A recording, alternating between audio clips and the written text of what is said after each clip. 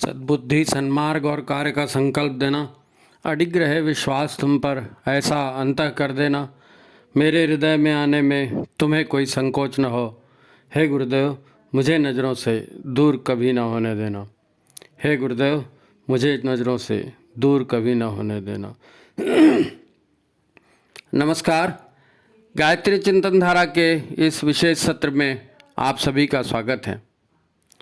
मित्रों, हमने गुरुदेव से दीक्षा ली है और स्वाभाविक है कि हमारे भी मन में लोक सेवा के, धर्म जागरण के या युग निर्माण मिशन में अपनी ओर से सेवा देने के विचार निश्चित ही आते होंगे।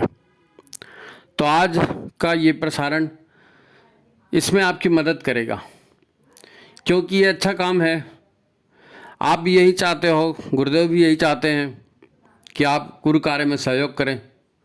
तो ये होगा क्यों नहीं। आप अपनी परिस्थितियों को थोड़ी देर के लिए भूल जाओ, थोड़ी देर के लिए भूल जाओ, क्योंकि जहाँ चाह है वहाँ राह निकल ही जाती है। समय का भी समाधान निकल सकेगा। और आप क्या शक्ति लगाओगे? ईश्वरी कार्य है तो शक्ति का उभार भी ईश्वर की ओर से आएगा, है नहीं? शक्ति का उभार भी ईश्वर की ओर से आएगा। केवल आपको गुरु पर विश्वास करके अपनी ओर से हाँ कहनी है। गुरु पर विश्वास करके अपनी ओर से हाँ कहनी है। समर्पण अपनी ओर से आपको पूरा करना पड़ेगा। ठीक है। व्यक्तिगत शरीर तो मशीन मात्र है?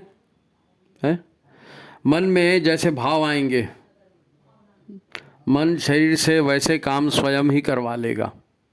मन करवा लेता है काम शरीर से। आपको अपना मन बनाना पड़ेगा बस। यदि आप अपनी मर्जी की परिस्थितियों के देखते हुए, अपने आप की जो आज की परिस्थितियां हैं उनको देखते हुए हताश हैं, ऐसा लगता है कि परिस्थितियां आपकी मर्जी के हिसाब से नहीं हैं, या आप स्वतः को अयोग्य, बदनसीब मानते हैं, तो इस मनोभाव को आप बदल भी सकते हैं। आप विचार तो पक्का करो, ताकत गुरु से आएगी। आपको क्या लगता है ईश्वरीय कार्य कौन कराते हैं? योद्धा ईश्वरीय कार्य करते हैं, महायोद्धा ईश्वरीय कार्य करते हैं।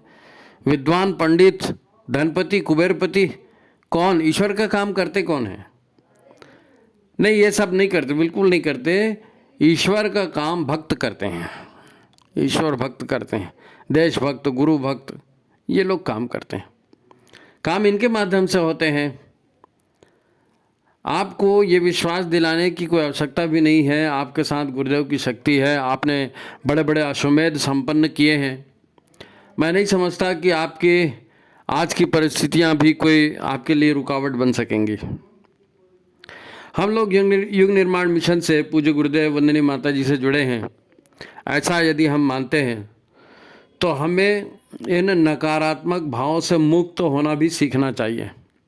नकारात्मक भाव से मुक्त होना भी सीखना चाहिए।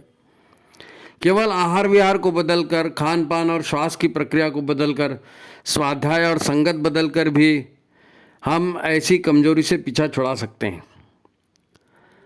पर प्राय लोग ऐसे प्रयास करते दिखते नहीं हैं।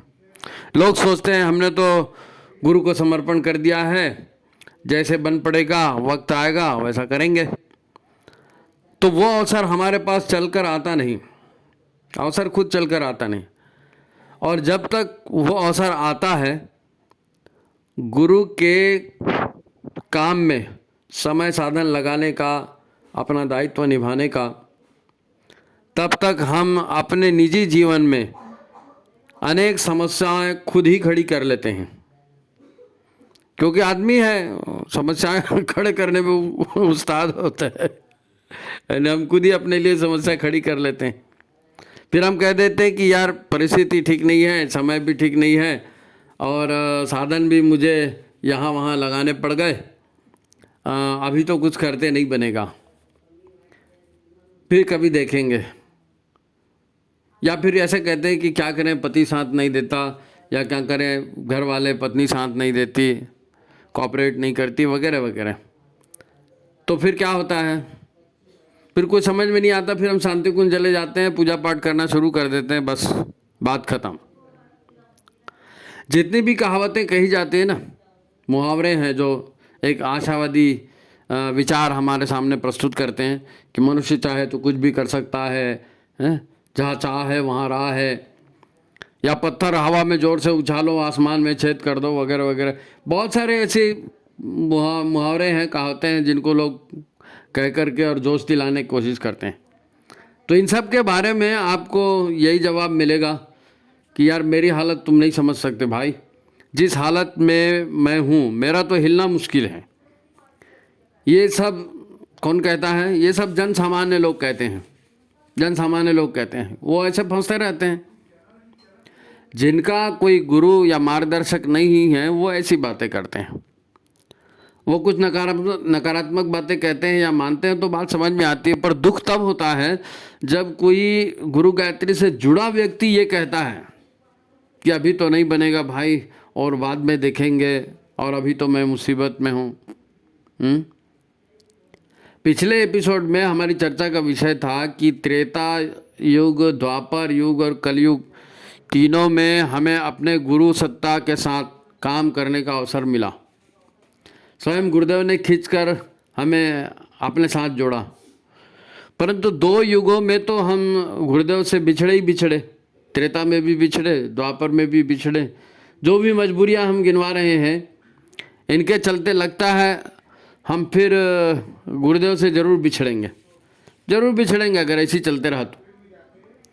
अब अगर इस जन्म में फिर से बिछड़ना नहीं चाहते हैं तो आज के अपने इन्हीं हालातों में हमें कुछ ऐसा पुरुषार्थ करना पड़ेगा जो गुरु हमसे उम्मीद करते हैं। मित्रों, वंदनीय माता जी की कृपा से ये बहुत ही सामयिक विचार चिंतन की धारा चल रही है, गंभीर है, सीरीज चल रही है। ये जो सीरीज अभी नहीं चालू हुई है उसका ये 4था एपिसोड है, चिंतन धारा का 4था एपिसोड है ना। तो आप वीडियो को लाइक कर लीजिए, शेयर कर लीजिए, और इस वीडियो से निश्चित ही आपको लाभ मिलेगा। जिन्होंने चैनल सब्सक्राइब नहीं किया है वो सब्सक्राइब भी कर लें। तो ठीक है, आज की बात हम शुरू करते हैं। मित्रों, जीवन है तो जीवन की अपनी समस्याएं भी होंगी, जीवन है तो समस्याएं भी होंगी। आज हम जिन समस्याओं से स्वतः को घिरा हुआ पाते हैं वो हमारे और हमारे अपनों के पिछले कामों का ही परिणाम है। हमने क्या किया, हमारे अपनों ने क्या किया, उसी का परिणाम आज हम हमारे सामने में है। ये जो भी आज के दृश्य हैं वो, है नहीं। तो जैसे जैसे जीवन आगे बढ़ता जाएगा ये दृश्य भी बदलते जाएंगे।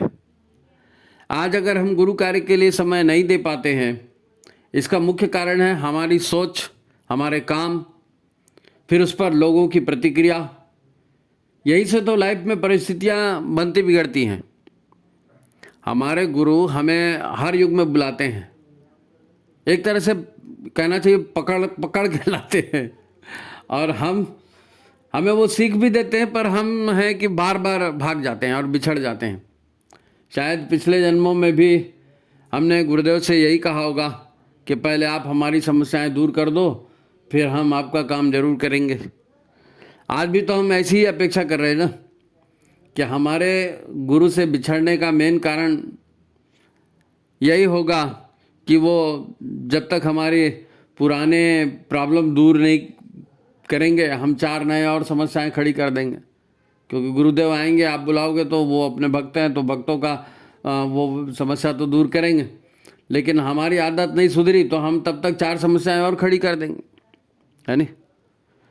अब हर चेला ऐसे ही अपने प्रॉब्लम खड़ा करते हैं तो गुरु भी कितना किसको संभालेंगे, कितना किसको संभालेंगे। हमारी आदत है, पिछले युगों से, जन्मों से यही चलते आ रहा है। इसीलिए शायद इस जन्म में गुरुदेव ने साहित्य लिखना शुरू कर दिया, और साहित्य में भी सबसे पहली किताब क्या लिखी? मैं क्या हूँ, मैं क्या हूँ। सबसे पहली किताब यही लिखी।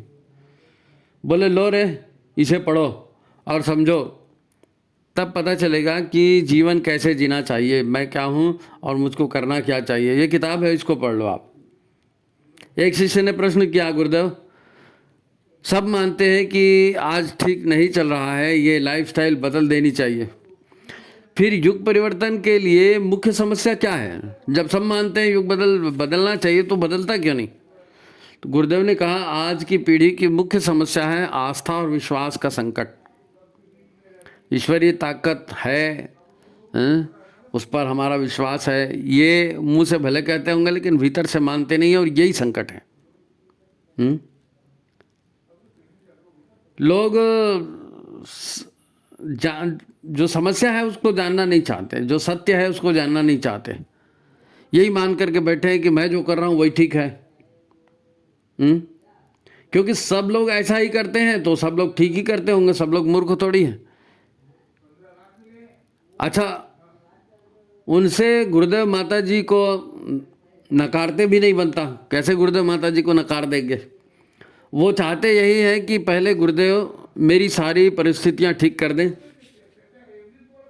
हर सदस्य को, मैंने बहुत सारे सदस्यों को देखा, वो यही चाहते हैं कि भाई अब तो ऐसे ऐसे परिस्थितियों में फंसे हुए हैं, गुरुदेव हमारी मदद कर दे, ये ठीक हो जाए तो हम भी काम पकड़ें। फिर मैं पूरी ज़िंदगी गुरुदेव को समर्पित कर दूंगा या समर्पित कर दूंगी, मेरी ये प्रॉब्लम तो दूर हो जाए। हमने दीक्षा तो ले ली है, तो यानी वो गुरुदेव से कह रहे हैं कि हमने दीक्षा तो ले ली है, हम तो आपके बच्चे ही हैं। आपको अपने बच्चों की प्रॉब्लम पहले दूर करनी चाहिए।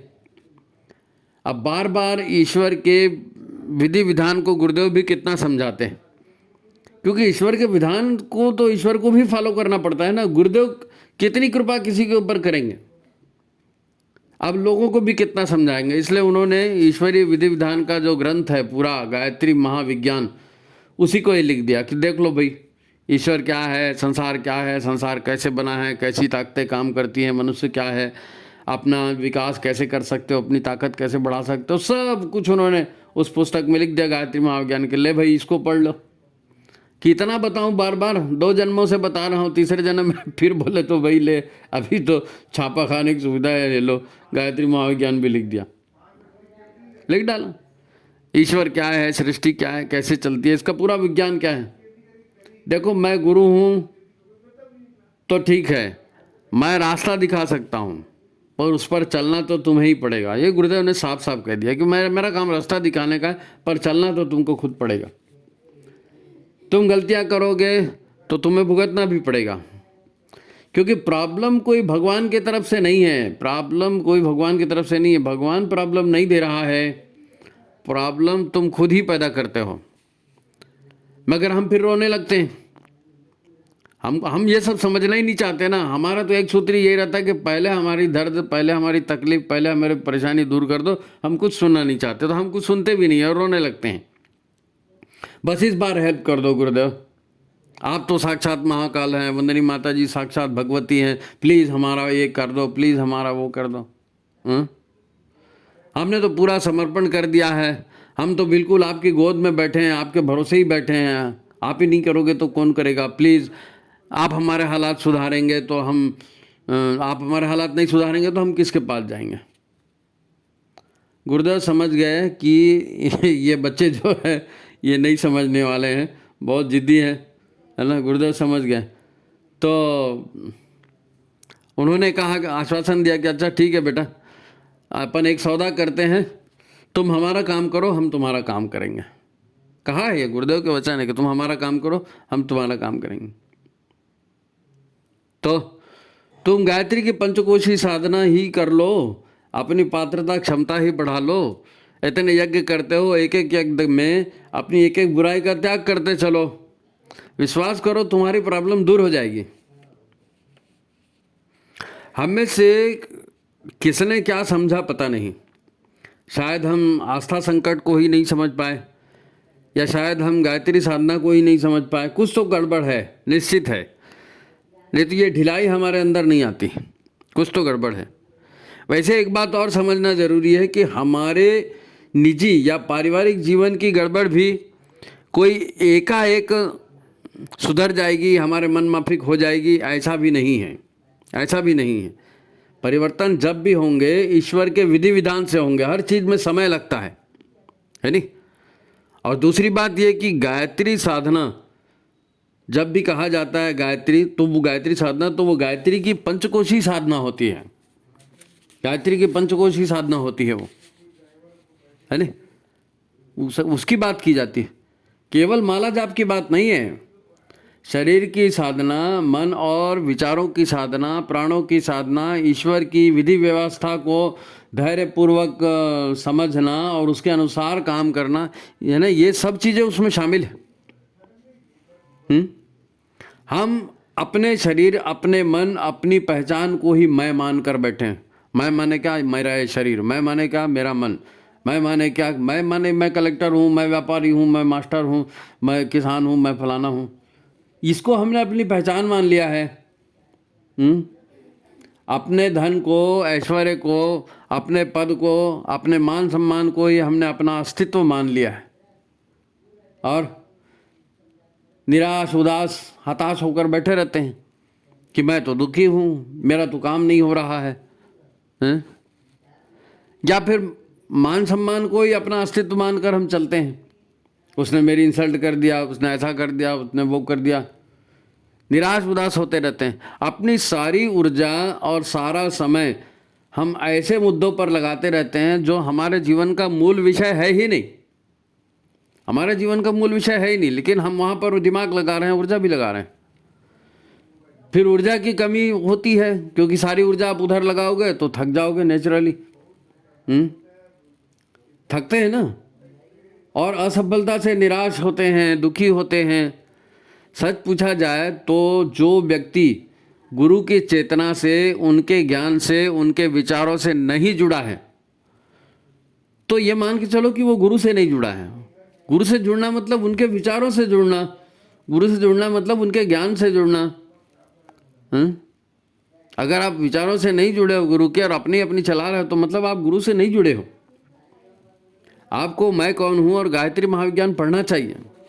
अगर एक बार पढ़ चुके हैं तो 2 बार पढ़िए, 4 बार पढ़िए, उसमें से रास्ता निकलेगा और आप काम कर सकेंगे। जादुई किताबें हैं, चमत्कारी किताबें हैं वो, उसमें गुरुदेव की चेतना भरी हुई है। आप एक बार उसको मन लगा के पढ़ो तो सही, तभी आप अपनी वर्तमान परिस्थितियों को सही ढंग से समझेंगे, और आप ही समझेंगे परिस्थितियों को, और आप ही दूर करेंगे। जीवन में अनावश्यक टकराव को आप स्वयं रोकेंगे।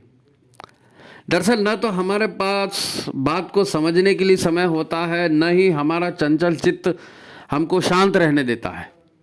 चित्त हमारा चंचल होता है, हमेशा कुछ न कुछ अंदर में उठापटक चलते रहती है, तो शांति से समझने का अवसर कहाँ है हमारे पास।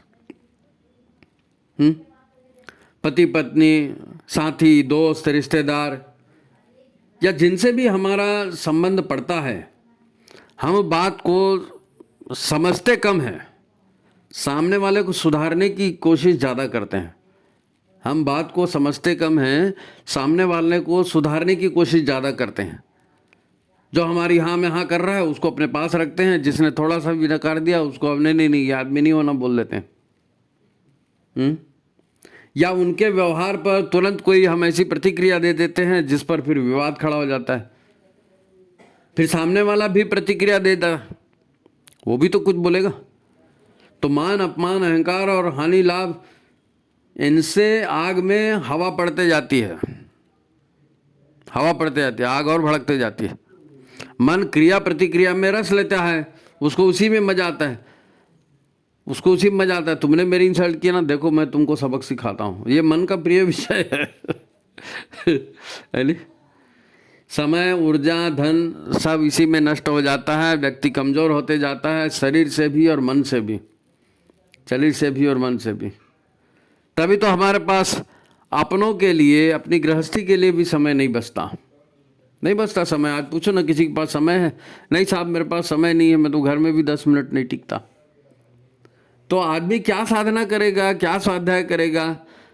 थका हुआ आदमी फिर मनोरंजन चाहता है, कुछ मनोरंजन हो जाए। ऐसे में वो क्या स्वाध्याय करेगा? मनोरंजन चाहेगा थका हुआ व्यक्ति। युग बीत गए जी, त्रेता द्वापर सब बीत गए देखते ही देखते, और हम गुरु हमको खींच के लाते हैं और हम फिर भाग जाते हैं। यही सब होते रहा है दोनों तीनों युगों में, और क्या। इस युग में नहीं बिछड़ना है, इसी के लिए तो ये एपिसोड है।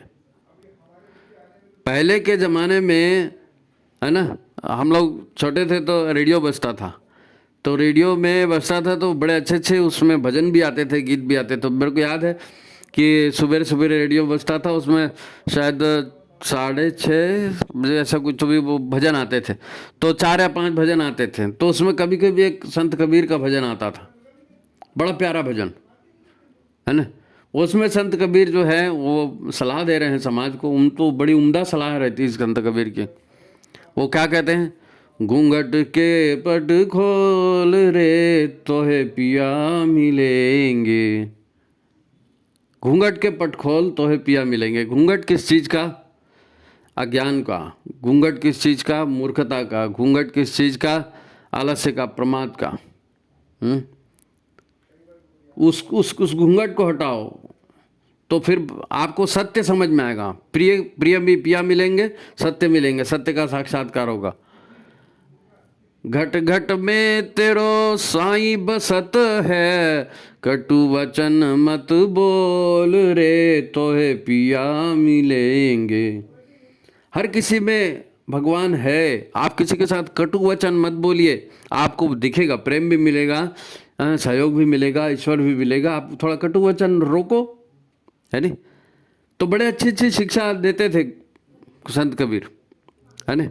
हमारी अनास्था, हमारा उतावला पक्ष और हमारा अज्ञान, इन्हीं सब ने हमारी समझ पर पर्दा डाल के रखा है।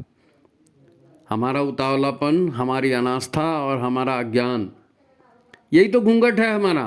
इसी ने पर्दा डाल के रखा है। इसी की वजह से सच्चाई नहीं दिखती, जिनकी वजह से हमें सद्गुरु की बातें, ज्ञान की बातें, सत्य समझ में नहीं आता।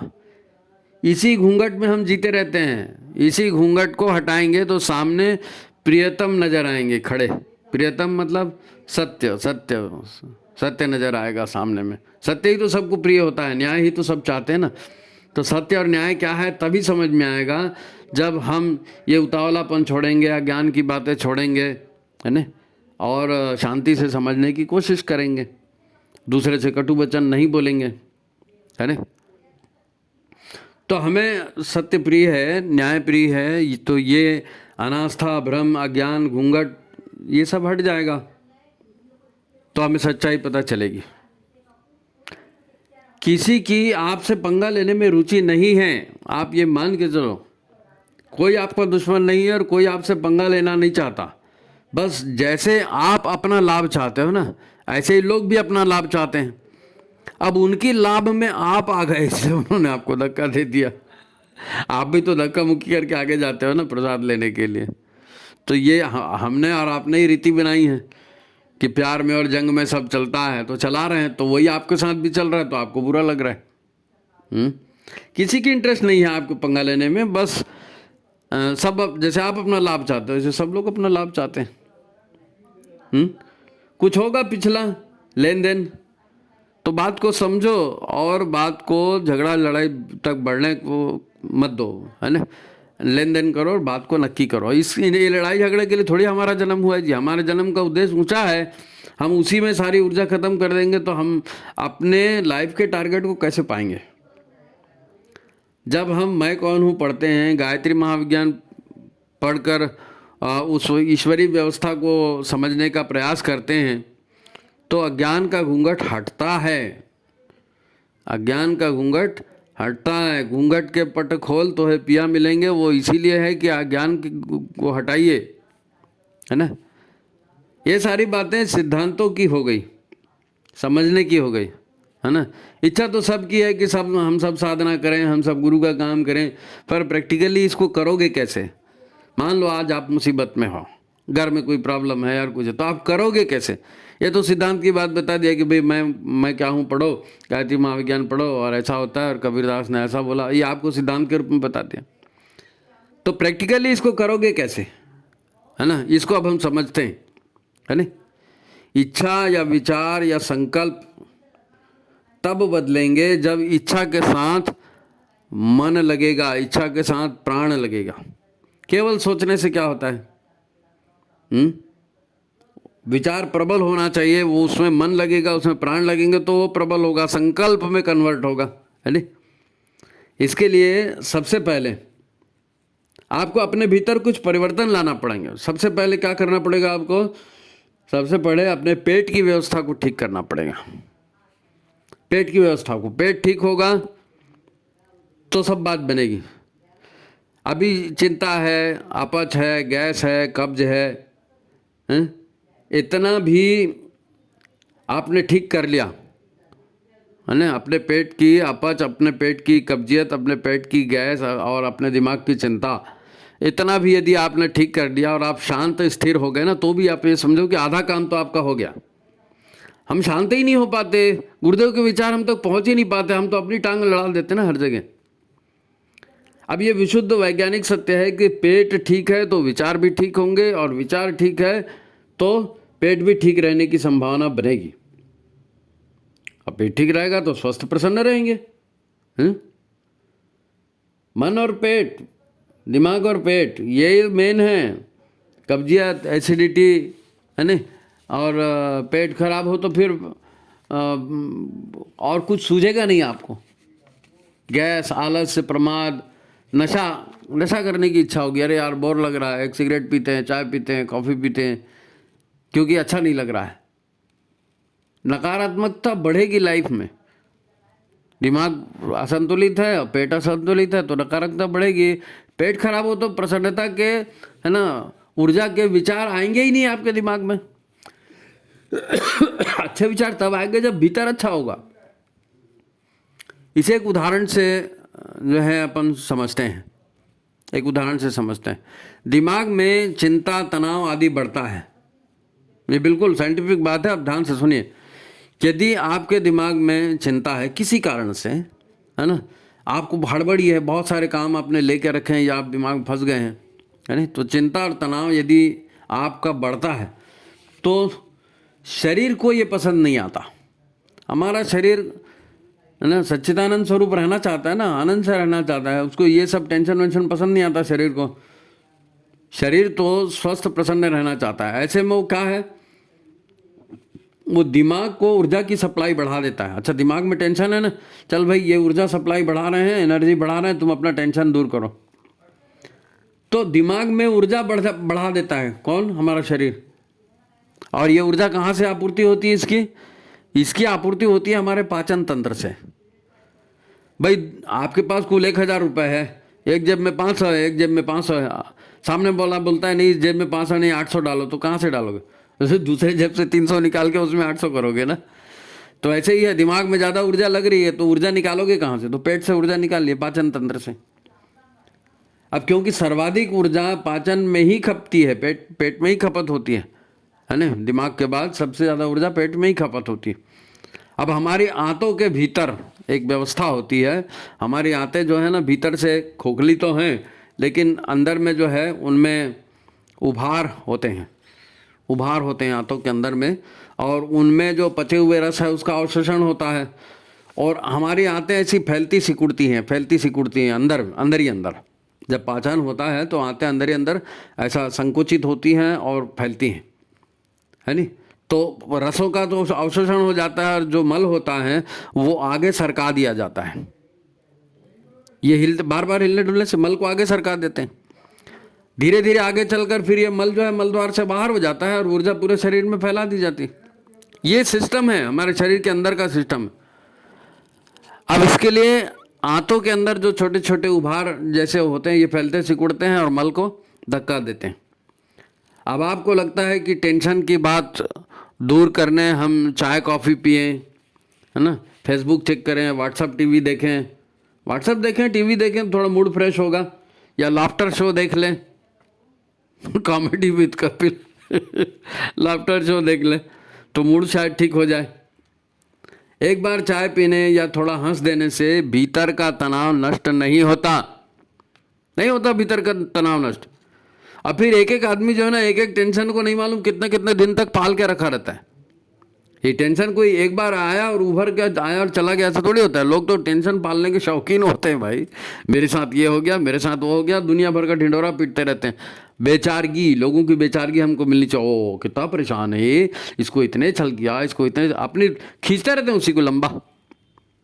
अरे और फिर हमने हमारी खुशियाँ दूसरों के ऊपर डाल के रखी। हमको ऐसा लगता है कि जब तक अमुक अमुक व्यक्ति है ना वो ऐसा नहीं करेगा तब तक मैं खुश नहीं हो सकता, तब तक मैं खुश नहीं हो सकती, या मैं हो नहीं सकता। अगर महिला है तो बोलेगी कि मैं तब तक खुश नहीं हो सकती, पुरुष है तो बोलेगा तब तक मैं खुश नहीं हो सकता। ये तो और भी गलत है, क्योंकि आप अपनी खुशियों के लिए दूसरों के ऊपर डिपेंड हो गए। दूसरा करेगा तो हम खुश होंगे, दूसरा नहीं करेगा तो हम परेशान हो जाएंगे, और दूसरा जितना हमारे विरुद्ध करेगा हम उतने ज़्यादा परेशान होते जाएंगे। यानी हमारे ऊपर दूसरे का कंट्रोल। हमारे गुरु क्या कहते हैं? हमारे गुरु कहते हैं मनुष्य अपने भाग्य का निर्माता आप है, और यहाँ तो हम दूसरे को भाग्य का निर्माता कह रहे हैं। ये सब गड़बड़ हो रहा है। केवल इमोशनल होने से बात नहीं बनेगी। गुरु से जुड़ना या गुरु की शरणागति को समझना पड़ेगा कि गुरु की शरणागति माने विचारों की शरणागति, उनके सिद्धांतों के साथ चलना। गुरु की ऊर्जा है, गुरु के विचार। गुरु की शरणागति का अर्थ है अपनी प्यारी सोच को एक तरफ रखो और गुरु जी की सोच से चलो। हमको अपनी सोच, हर आदमी को सोच बड़ी प्यारी होती है। मैंने बोला, उसने नहीं किया, मेरी इंसल्ट कर दिया। हम अपने विचार के साथ अपने अहंकार को जोड़ करके रखते हैं ना। भले वो विचार खोखले हों, दिखावटी हो, कुछ भी हो, लेकिन वो मेरा था ना, मेरी इंसल्ट कर दिया, तो ऐसे में काम नहीं बनेगा। गुरु वाक्य को ब्रह्म वाक्य बनाकर काम करो ना। गुरु वाक्य को ब्रह्म वाक्य मानकर काम करो। अपना मान अपमान, अपनी मान्यता गंगा जी में विसर्जित कर दो। भाई गुरु के प्रति सरेंडर किया, फिर अपना मान अपमान लेके क्यों चलोगे आप? सोचने वाली बात। तो उसको एक तरफ रखो। कुछ चेंज तभी आएगा। अपने मन और अपनी भावनाओं ने ही पूरे जीवन की दुर्गति करके रखी है। हमारे जीवन की दुर्गति के पीछे क्या है? भगवान थोड़ी आया था। हमारे मन में विचार आए थे, हमारे मन में भाव उठे थे, और अब हम पीछे पड़ गए उसके लट्ठे लेके। हमारी बर्बादी में हमारे प्यारे मन का ही तो हाथ होता है। मन का अपना स्वभाव होता है। मन का स्वभाव आप जानते हो कि नहीं?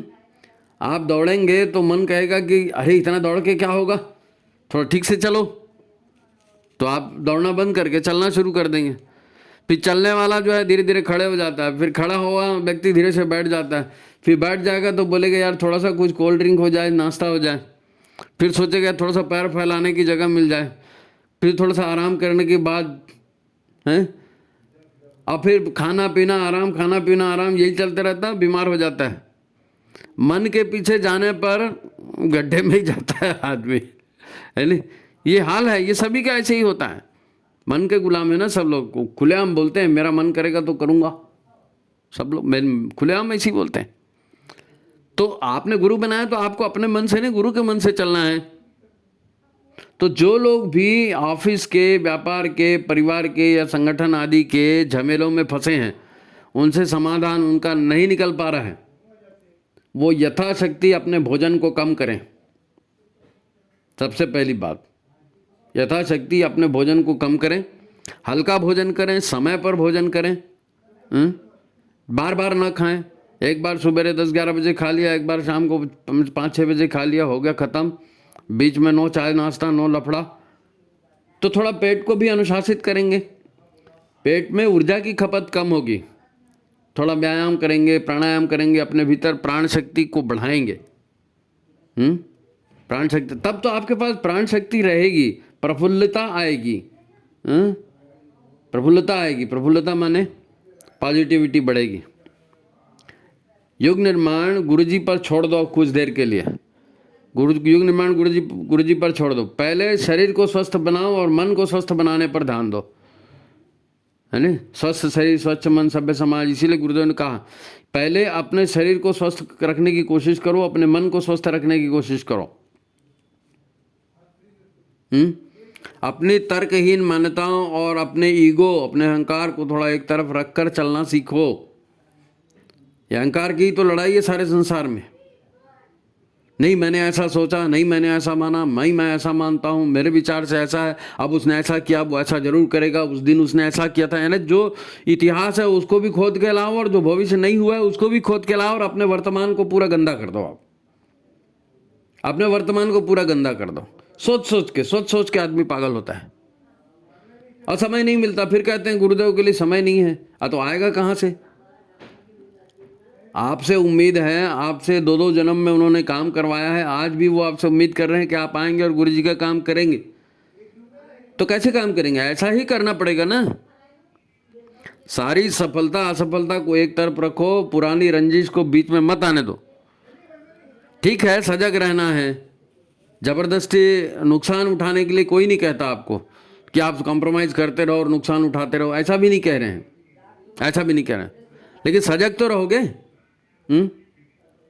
आप खुद अच्छा सोचकर अच्छा करते हैं वहाँ तक तो ठीक है, लेकिन दूसरे को बदलने की जिद मत करो।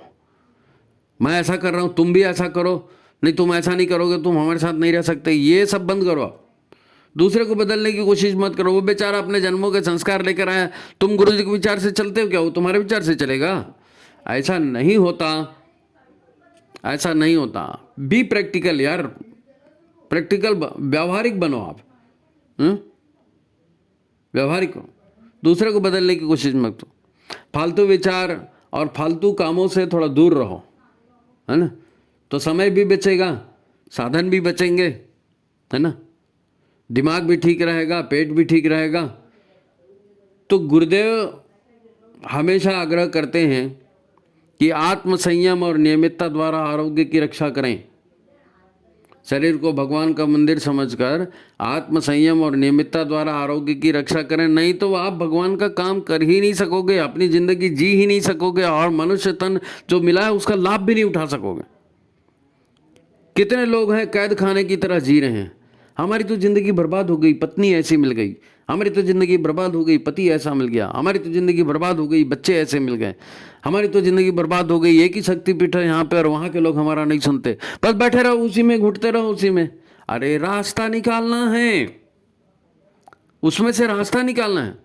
तो फालतू के विचार, फालतू के कामों से दूर रहोगे, दिमाग ठंडा रखोगे, गुरु के प्रति समर्पण को बढ़ाओगे, हैं, अपने भीतर प्राण ऊर्जा बढ़ाओगे, तब ना आपको रास्ता सूझेगा। पेट भी ठीक नहीं है, दिमाग भी ठीक नहीं है, विचार भी ठीक नहीं है, तो फिर क्या काम होगा? क्या काम होगा? इसलिए गुरुदेव ने कहा आत्मसंयम और नियमितता द्वारा आरोग्य की रक्षा करें। मेरा को डर है कहीं ऐसा तो नहीं है कि हम भी आस्था और विश्वास के संकट में फंसे हैं। अपनी जिंदगी की समीक्षा करिए, गुरुदेव के पास बैठिए, देव स्थापना के पास बैठिए, है ना, और अपने जीवन की, अपने कार्यों की समीक्षा कीजिए।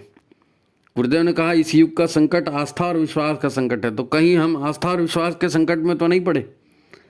भाई मैं मानता हूँ आप काम करते हैं, नो डाउट, आप काम नहीं करते ऐसा नहीं है, रिकॉर्ड है आपने काम किया, लेकिन आप अगर 1 किलो काम कर रहे हैं तो आप 10 किलो भी कर सकते हैं, आपकी क्षमता है 10 किलो करने की, लेकिन आप नेंग कर देते हो। नेंग, नेंग मतलब काम चलाओ, कि कोई ना भी मत कहे कि इसने नहीं किया, और ऐसा भी नहीं कि हमने मरजीवड़ा टाइप काम करना है। माता जी का जन्म शताब्दी बना रहा हो ना, तो माता जी का ही शब्द है मरजीवड़ा, है ना। जीवन के लक्ष्य को पाने के लिए मरने के हद तक प्रयास करना, अपने आप को गला देने का प्रयास करना, वो मरजीवड़ा। तो अभी काम नहीं कर रहे हो ऐसा नहीं, अभी आप कर रहे हो, लेकिन ये खंडक की लड़ाई का समय है, युग परिवर्तन का क्लाइमैक्स चल रहा है। 144 वर्षों में महाकुंभ जो हुआ है, इसमें कितनी सारी देव शक्तियाँ आई हैं, कितनी सारी परिवर्तन की बड़ी बड़ी योजनाएं देवताओं ने बनाई हैं, वो सारी बना रहे हैं। हमको तो केवल उनका सहयोग करना है जी, हम समझ जाएं उतना और उनके साथ में ताली से कदम मिला लें, हमारे लिए उतना ही बहुत है। इस समय की कदर को समझो, इस समय की कदर को। त्रेता युग में क्या हुआ भूल जाओ, द्वापर युग में क्या हुआ भूल जाओ, बार बार भगवान से जुड़ने का मौका है, बिछड़ गए भूल जाओ, कोई दिक्कत नहीं। लेकिन आज तो 70%, 80%, 100% नहीं, आज आपको 1000% दे करके महाकाल का काम करना है, गुरुदेव का काम करना है। ठीक है, बैठो देव स्थापना के पास बैठो और सोचो अपने बारे में, कहीं आस्था और विश्वास के संकट में तो नहीं फंसे, कहीं माया मोह में तो नहीं फंसे, कहीं दूसरे की ईर्ष्या द्वेष में तो नहीं फंसे। अपनी ऊर्जा का पूरा उपयोग कर रहे हो कि नहीं कर रहे हो? सतत आत्मसमीक्षा करते रहें। गुरुदेव को आज आपकी सबसे ज़्यादा ज़रूरत है। अब ये आपके ऊपर में है कि आप अपने को बदलते हैं कि नहीं बदलते हैं, कितना बदलते हैं, क्या बदलते हैं, ये अब आपको देखना है। ये वंदनी माता जी की ओर से मैसेज था और ये चौथा अंक है। 3 अंक और आपको दिए गए हैं इसके पहले, उसकी लिंक भी हम इसी वीडियो के डिस्क्रिप्शन में डाल देंगे।